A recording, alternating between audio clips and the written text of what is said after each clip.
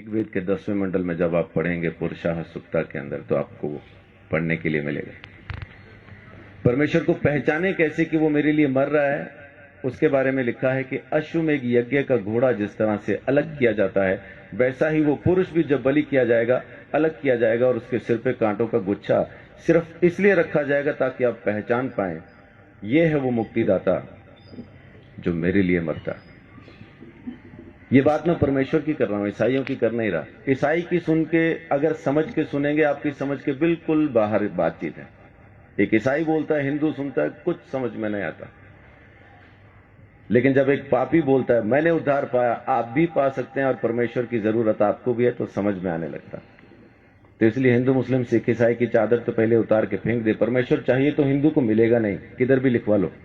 सिख को मिलेगा नहीं, मुसलमान को मिलेगा नहीं, ईसाई को मिलेगा नहीं, मिलेगा इंसान को। उस इंसान को जो पापी है, स्वीकार करता है कि मैं हूं पापी और मुझे एक मुक्तिदाता की जरूरत है, उसी को तो मिलेगा।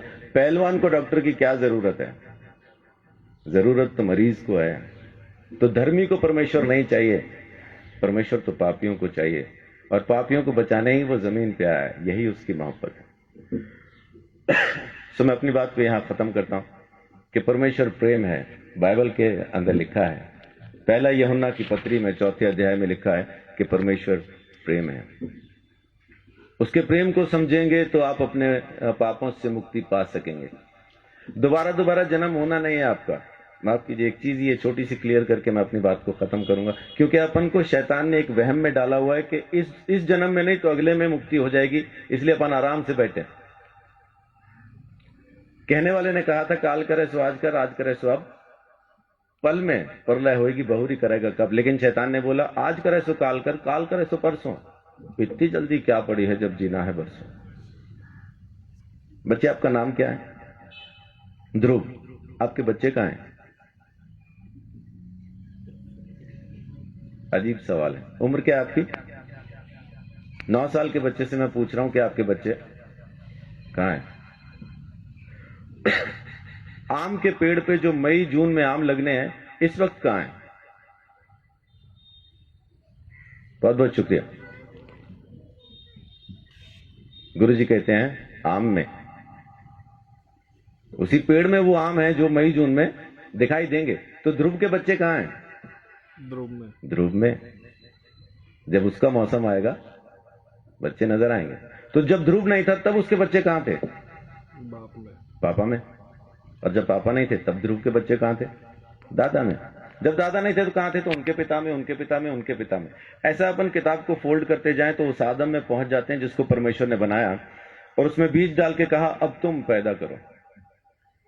हर जानवर को, हर प्राणी को, हर चीज को परमेश्वर ने बीज के साथ बनाया और आज्ञा दी अब तुम पैदा करो। तो जब परमेश्वर ने आदम को बनाया, हम आदम में थे। जब परमेश्वर ने आदम को यह आज्ञा दी ये फल न खाना, तब हम आदम में थे। जब आदम ने आज्ञा तोड़ी तब हम आदम में थे। जब आदम परमेश्वर से अलग हुआ तब हम आदम में थे। इसी तरह से हम परमेश्वर से अलग हो गए। हमने किया कुछ नहीं, खाया पिया कुछ नहीं, गिलास तोड़ा 12 आना किया आदम ने, अलग हम हो गए। वेदों में लिखा है कि बच्चा पैदा होते ही पाप के हाथ में सौंप दिया जाता, पैदा होते ही पापी हो जाता, कारण उसका बीज पापी है। एड्स जिस माँ बाप को है, बच्चा पैदा करेंगे एड्स की बीमारी के साथ पैदा होना। इस वजह से हम पैदा ही पापी होते हैं, इसलिए हमें मुक्ति की जरूरत है। और अगर मुक्ति हम खुद ले सकते होते तो मुक्ति दाता शब्द कभी आता नहीं। देने वाला हमको जरूर चाहिए, वो एक ही है। परमेश्वर ने हमारे लिए मुक्ति का रास्ता खोला, स्वयं हमारे लिए बलिदान दिया ताकि हम हमारे गुनाह से आजाद हो जाएं। ये उसकी मोहब्बत नहीं तो और क्या है। तो उसकी मोहब्बत से आप अभी इसी वक्त मुक्ति पा सकते हैं। आपको जन्मों का इंतजार करना नहीं, क्योंकि यही एक जन्म है, दोबारा होगा नहीं। आज के बाद दोबारा हम कभी पैदा नहीं होंगे। ये पहला और आखिरी जन्म है। मुक्ति मिलेगी तो अब, नहीं मिलेगी तो कभी नहीं। तो परमेश्वर प्रेम है, उसके प्रेम को समझें, उसके दिए हुए उद्धार को समझें।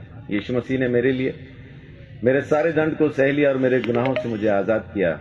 ये काम उसने आपके लिए भी किया है, बस आपको स्वीकार करना है। परमेश्वर आप सबको बहुत आशीष दे। बड़ी बात है।